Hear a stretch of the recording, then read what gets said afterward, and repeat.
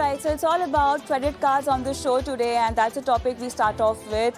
In the latest development, Reserve Bank of India recently issued a draft circular which, if implemented, it will give customers the power of their desired credit card network or issuer instead of continuing with their issuance of a bank or finance companies. The draft circular also restrained card issuers from entering into agreements that limit their ability to tie up with other card networks. So let's understand all of this. What exactly is credit card portability and what all is said in the RBI guidelines? I have Arnav Pandya, founder Moneyeduschool, to understand all of this and its impact on you as a customer. So Arnav, good evening and welcome to the show. Net, this has been in talk since a very long time, and we have the draft guidelines also. It's still not a formal announcement, and it's not applied, but the credit card companies are working on it and it will be applicable soon. But then having said that, what exactly is credit card portability? How will it impact the current credit card users? Good evening, Kavita. So you have to first understand the existing system which is in place. Now, when you go and take a credit card, all that an individual focuses on is the bank from which they are taking the credit card.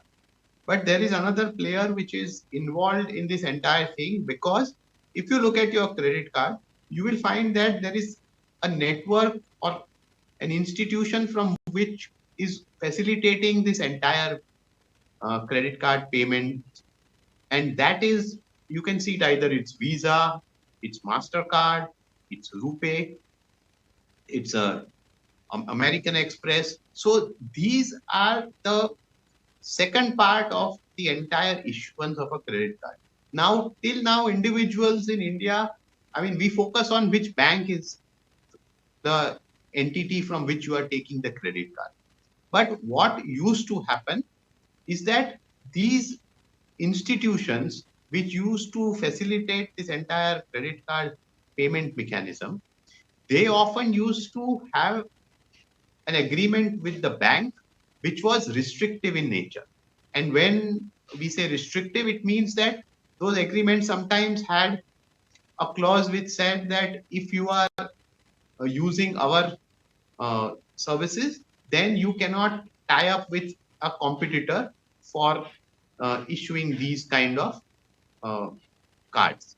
So that was in a way restrictive for the other players. Now, the aim of the Reserve Bank of India is very clear, that which is that there should not be any kind of restriction in this market, because this is an area where a lot more players are present and they need to grow. And specifically, it is a deterrent for new entrants, because the existing players, if you look at it, Visa, MasterCard, these are all global players who have a significant amount of strength because of their wide presence across the world. Now, when you have the RuPay system, which is entering into the picture also, and which also has ambitions to grow globally, there should not be any restrictive conditions in India, and which is why you find that these draft guidelines have one very important point which is mentioned there, and that thing is that the banks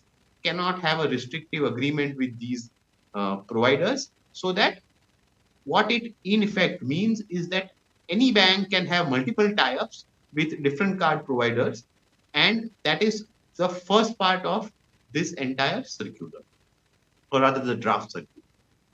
Okay, so Arnav, but the question point over here is what was the need to introduce such a portability system when it comes to your credit card features? Is it to give the flexibility of getting the best service to a credit card user, due to which this portability was introduced, or it is because the credit card issuers were sort of limiting the customers towards getting shifted to other networks? What was the reason? What was the trigger behind something like this to be launched? So one part of the issue was obviously that if a bank, for example, could not tie up with any other card issuer, then the customers of that bank were forced to take a card only from a single issuer. And one has to go back a bit in time to see that the problems that this can create. if you remember some time ago, MasterCard was stopped from issuing new cards for a certain amount of time because there was some problem with meeting guidelines in India. And that at that point of time, a lot, or rather some of the banks found that since they had only a single tie-up, they could not issue new cards to customers. So at that point of time, customers also suffered because, for example, if you were a customer who wanted, say, a supplementary card on your along with your existing card, then they could not get it because obviously the card issuer was not allowed to issue new cards. So these kind of problems can also occur. But the main thing here is that the second part of this entire thing is that currently you just apply to the bank for a credit card, they issue you a credit card from whichever network they have a tie-up with. Now what the RBI has also said is that since there is no restriction on the networks that you can use, you also have to give that choice to the customer. So the customer can also choose that, for example, if they already have, say, a card from a certain network, then they might say that, say, I want a RuPay card issued. Or if they have, say, a MasterCard, they might say, I want a Visa card issued because I do not have one from that particular network provider. So this is the important thing which is there. Now, to ensure that there is no restriction of competition and customers have a choice, RBI has gone forward and made these proposals in its draft. And now, depending on what kind of comments and details come in, soon the final draft will be also issued. Let's talk about the nitty-gritties, which I think a lot of the details on this are still pending because we'll have to see once how these things are rolling out and they are implemented. So, for example, one needs to shift the card network. They might have to approach the card company, the card issuer, and maybe talk about the preferable card network where they want to get ported. Will there be a fees in this portability service, and will they have to give a reason as to why they want to port to a different network? Also, what kind of formalities would be there that a customer, end user might have to fulfill?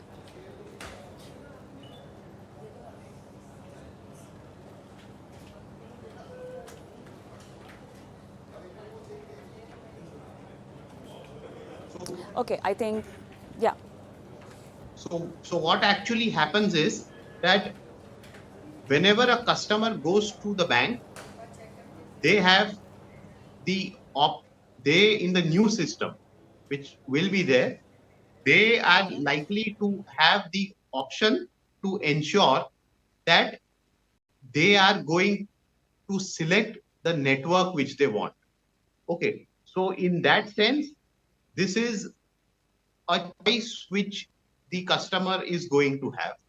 And that is the period of time when they need to consider various factors and make the choice. Now, see, banks have different rules of when they are issuing various cards which are there. So, for example, they might charge you a new fee for a new issuance of a credit card. So, for example, if say you have an existing credit card and that is lost or it is destroyed, then for a new issue, there is a charge which is levied. So that depends on bank to bank and the kind of customer that you are. But it could involve a choice, or rather, it could involve a cost involved. But at least the investor or the customer will have a choice in front of them. All right, so let's also list down the credit card networks that we are talking about over here. So in India, we have Visa card, MasterCard, RuPay, American Express, and Diners Club. And these are the card networks with which you will be able to maybe the feature of credit card portability that we are talking about can be applied. A lot of times, there are add-on benefits or different features available on different credit card networks, which you as an end user or customer might want to opt for. But also a lot of buzz around this being introduced is also said to be an uptick for RuPay, maybe to promote that or to encourage the flow of RuPay cards. Is this the scene behind it? Is this the reason behind it that's been reported a lot of time, or that's the buzz that's going around for credit card portability to be introduced? So if you look at it, any new player which enters this segment is going to have a tough task in establishing itself. And RuPay is one of the new players who's trying to break this kind of what one can call the existing players uh, situation or competitive strength which is there already in the market, because these older players have a long history and they have a global presence, and RuPay is also now trying to expand globally. So that is one of the reasons. And since RuPay is a local network, it is obvious that any kind of competition which is restrictive in nature, that cannot be allowed, or that ideally should not be allowed to take place in the market. And which is why I think RBI has gone and issued these draft guidelines, because only when there is a level playing field or fairness allowed, then the various networks can obviously compete on their strengths, their technical abilities, their kind of networks that they have, the kind of services which they provide, the strength of these services, all those things. But for that, the part about having those restrictive agreements where you cannot allow new entrants to actually gain a toehold in the market, that is what is sought to be curbed. The second part of that entire thing, wherein customers have a choice, that is an addition to this part, because it's not just that the banks are the ones who are going to decide or who keep deciding which network the customer should be using. So if there is someone who wants a particular network and they want it for their cards, then that choice is also being given. So it's actually, if you look at it in the way, in terms of developing this entire market, it's an action you can see from both sides. One, to ensure that there is effective competition when the bank is choosing a particular network, and second, also the demand which comes from the side of the consumer who might want a particular network, and that choice they will have, and which is a very significant thing, because as an individual also you can ensure that you have a bouquet of because if you have 2 or 3 cards, then at least you ensure that it's not on a single network and you can have different providers, which is also a way of diversification for you. It's all about credit card portability, which we are waiting to get implemented. So far, RBI has released the draft guidelines, and we'll have to see what all comes out of it. But then the best part is, as an end user, you will have an opportunity to maybe port your credit card network also. Thank you so much, Arnav, for being on the show today. But then time for a quick break. But before that, the last day to file income tax return is fast approaching. Now, if you are someone who would be filing your income tax return for the first time this year, the ITR filing process may seem cumbersome to you. But worry not, my colleague Bhavya Dua is here to simplify it. Listen in. Well, it's July already, and the last day to file your income tax returns is 31st of this month. So if you're also a Gen Z and filing your income tax returns for the first time, then doing this might seem too daunting a task, because there are so many documents and forms, and keeping a tab of the multiple segments and sections of the ITR website can seem too daunting. As a salaried individual, should you file ITR 1 or ITR 2? Or what should you do if you're also earning through freelancing? Well, let's solve this confusion together and help you find ways to file your income tax returns in as little as 30 minutes. Let's look at some of the crucial points. Number 1, know about your tax regimes. Union Finance Minister Nirmala Sitharaman, in her Budget 2023 speech, had announced a new tax regime which will be the default tax regime. But the taxpayers will have the option to avail the benefits of the old tax regime as well. Now, depending on your income, deductions and exemptions, you can evaluate whether the new tax regime or the old tax regime is more beneficial for you. The next one is to know the deductions that you can avail. Section 80C is considered to be one of the most popular sections of the Income Tax Act. It allows a maximum deduction of Rs 1.5 lakh per year. But these deductions are not available if you choose new tax regime. One can invest in PPF, equity-linked savings schemes or NPS to avail this benefit. Section 80D allows deductions for health insurance premiums paid for yourself, your family and your parents. Section 80E offers deductions for interest paid on education loans. Furthermore, Section 80G allows deductions for donations made to specified charitable institutions. The next important step is to know about Form 15G, 15H. They are basically self-declaration forms which a taxpayer submits requesting the bank not to deduct tax deducted at source on interest income as their income is below the exemption limit. This form helps you avoid TDS deductions on interest income from your fixed deposits and other sources. The next very important step is to gather all the necessary documents. Before starting to file the process, gather all the documents needed to help you file your return easily and efficiently. Number 1, salary slips. Gather salary slips which provide information about your earnings, deductions and allowances of the financial year. The second most important document is Form 26AS, a consolidated form that can be downloaded from the official e-filing website. It contains details of tax deducted at source from your income and payments made to you. The next one is Form 16. Your employer provides Form 16 by 15th of June every year. It is a key document that serves as proof of your taxable income for that financial year. Form 16 contains details about your annual income, taxable and exempted allowance, deductions claimed and much more. I hope this video has made filing ITR seem less daunting a task. So do not procrastinate further and make sure that you file your ITR before 31st July to avoid any penalties and interest payments on delayed ITR filing. And well, if you have any more doubts and questions still, then do write to us and keep following this space for more such content.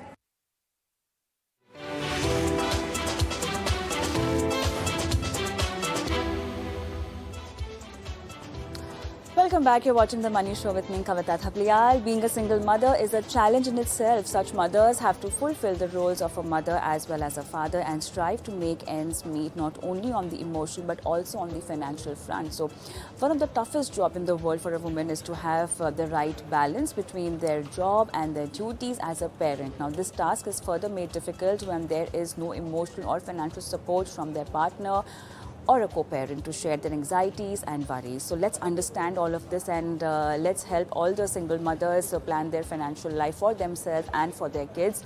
Let's welcome on board Shilpa Bhaskar Gole, founder NerdyBird Financial Wellness, and discuss the investment strategies that single mothers can actually adopt. Shilpa, hi, good evening and welcome to the show.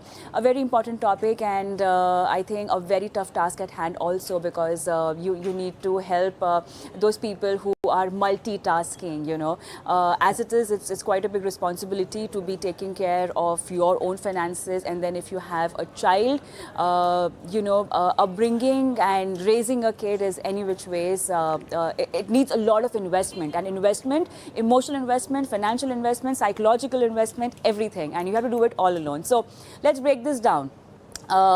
It's very important for a single mother to take care of your fundamental planning when it comes to their finances. What do you have to say? Thank you so much for having me on your show, Kavita. And I want to also applaud, ET Now and Money Show for bringing up such an important topic in a very, very inherently patriarchal financial system that we all still live in. So thank you so much for doing that.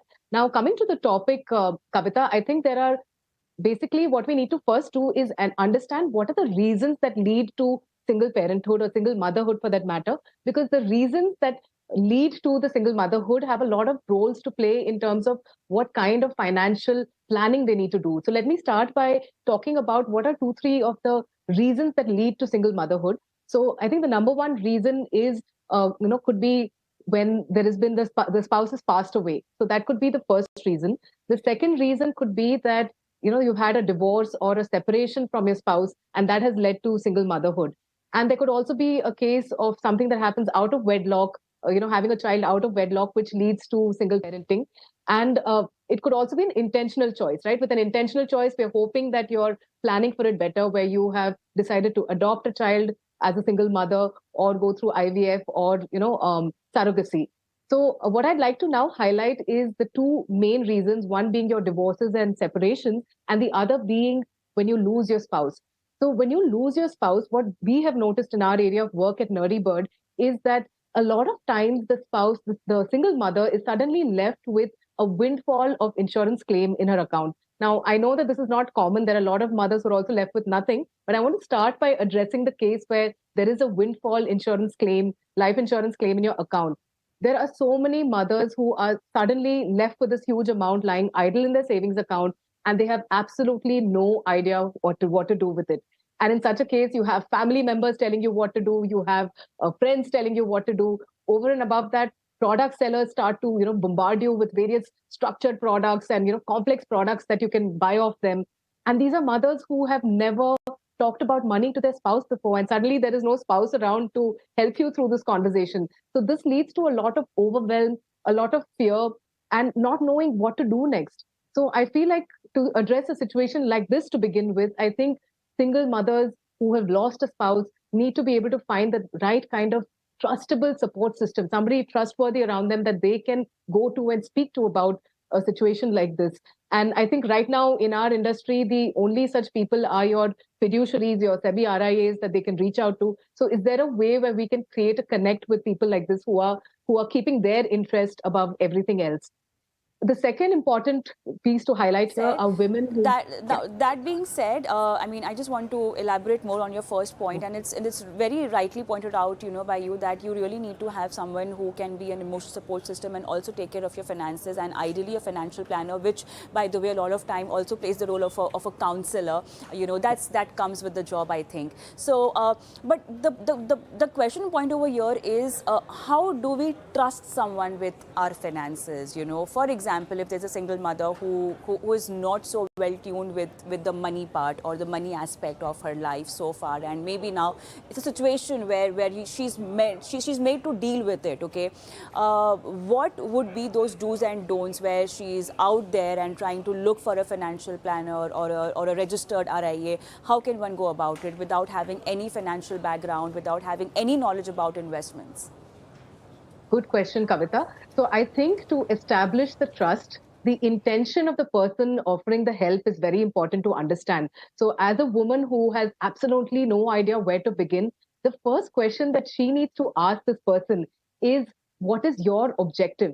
There shouldn't be a conflict of interest there where this person also has some kind of sales objective behind talking to her, right? So if this person has a profit motive, if this person is there to sell her a product, then chances are that the interest, in her and her life and completely sort of putting the focus on her may not be there. I'm not saying everyone's like that, and this is not a blanket statement, but, even the system and regulation has tried to separate these two things. So as a person starting out, I think she needs to find out if this person is here to look at her interest only and help her purely with the financial planning aspect and the counseling aspect over and above everything else. And I feel like the red flag for someone like me would be that if this person is selling me a product, I need to look for people who are not selling me products, but are actually sitting down with me and working through these finances with me. That's number one. The other big thing that I would look for is someone who empathizes and someone who is compassionate and is able to sit down with me and listen. And I think deep listening is a skill that is not yet there in the financial services industry. So I really wish that there are more people who show compassion, offer that space for deep listening, like you see in the space of counseling. And I think if these two bits are taken care of, large part of the battle is won for her. Another good point to look at is this person talking to me with a lot of jargon, or is this person able to simplify it for me and talk to me in the language that I understand? And I strongly believe that a lot of financial services and products that are offered and terms and jargon out there can be broken down and explained in a simple manner. So I feel like that is also one of the indicators that she can look out for to see if this person truly has her interest in mind. All right, let's move on to the other scenario. This was a scenario where the spouse is no more, but in a scenario where there has been a financial separation, okay? I mean, if you get an alimony, or maybe, the cost of raising up the kid is divided between the two, but there is something that we call as a financial separation that really plays a very important role when a couple split up, okay? So how, moving on, a single mother should be taking care of her finances as well as ensure that the child gets the right kind of upbringing and is financially supported by her. Absolutely. So I think with divorce or a separation, the big piece here is one is the alimony and the other is the maintenance that would come in every month if that is something that has been negotiated as well. And the big worry with both of these components is that there is a certain uncertainty. You really don't know if that money will flow into your account every month, especially when it comes to the maintenance. So I feel like In such a case, is the single mother able to go out there and work and start to bring in a stable income, consistent income every month to take care of all her needs and her child's needs? Because I feel like an over dependency or an over reliance on a maintenance or any kind of cost they've agreed on, I'm not sure if there is a certainty that comes with it, Kavita. All right. Now, since we have considered the most important aspects, of how a single mother should be going ahead, let's take a model financial portfolio in play, okay? And let's just take all the single mother through the kind of different cycles of planning that she might need to take care of, right from the time when there has been a childbirth to a mid-level education need or maybe a higher education. What all goes in the planning, what all needs to be done, and at the same time she also has to ensure that she is financially free and she is also financially independent, okay? So how do you dabble between these two very important aspects of being a single mother?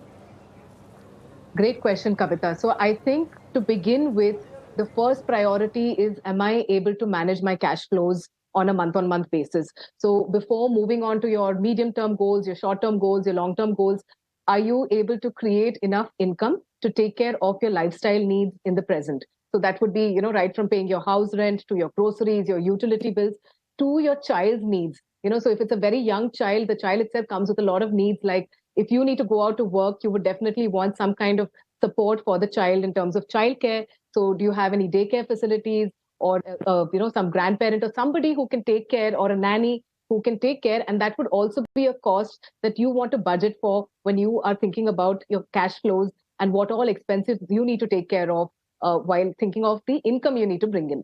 So I think to begin with, it is your cash flow management that's most important.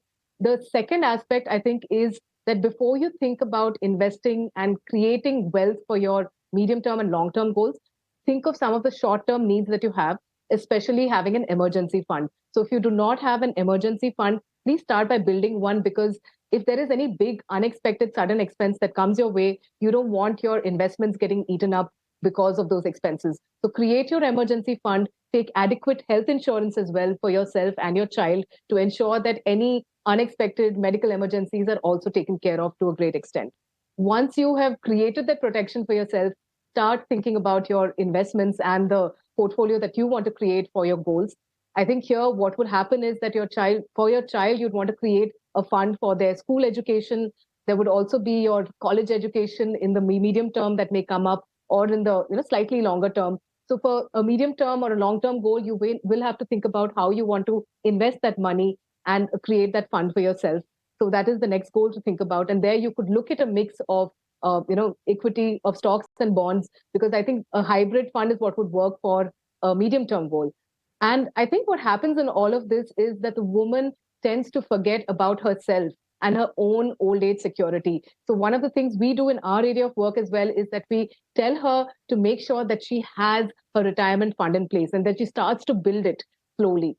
So come what may, every month, are you able to allocate a little money towards your long-term retirement fund? Because I think not enough women who are single mothers are able to think that far for themselves, and they only end up doing a lot of stuff for their children and being very selfless in the kind of caregiving they give. So I think it's very important that they think about these long-term needs, and retirement is super important, I think, for their old age financial security. Right, and in the end, I would just like to sum it up saying that nothing is impossible. Even an impossible has an I am possible. So all the single mothers out there, this task can look daunting, but then trust me, break it down and reach out for help. You can also reach out to Shilpa or to the Money Show. We will provide you with all the guidance that's needed. Meantime, thank you so much, Shilpa, for being on the show and helping our viewers with this today. All right, on that note, let's take a quick break, and then post that, let's get your mutual fund portfolio queries answered by Hemant Sustaki.